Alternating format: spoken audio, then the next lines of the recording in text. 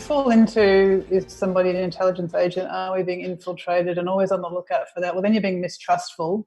And if you see it everywhere, then you're denying yourself the ability to form bonds with, other people who are genuinely on the same page as you. And then that's a win as well.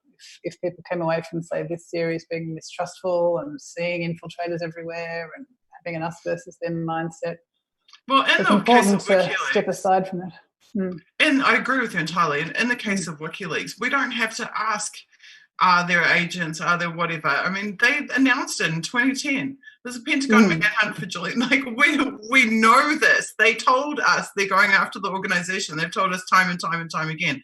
So you can assume by default, absolutely there are, and there will be infiltrators from a whole range of agencies. There's from the intelligence agencies, there's subcontractors, there's private intelligence companies that want to get information out of the movement so that they can go and sell it to the intelligence companies. That's how they work. They literally create spreadsheets and then go and sell the data to the intelligence agency. So yes, it's happening, but we don't need to obsess over who. No.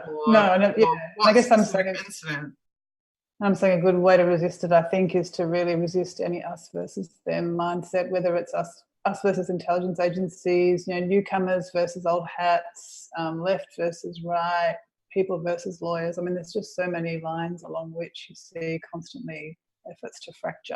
And if you ever find yourself falling into an us versus them kind of mentality, I'm encouraged to step aside from it, because that's probably the most readily exploitable and the most readily sort of activated human vulnerability that we have.